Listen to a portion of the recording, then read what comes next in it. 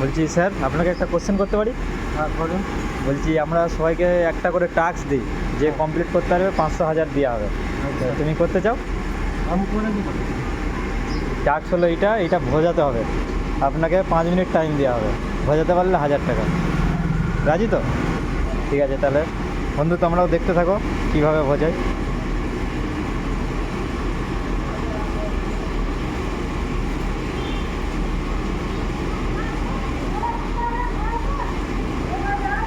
তোমার কি মনে হচ্ছে তুমি 1000 টাকা জিততে পারবে?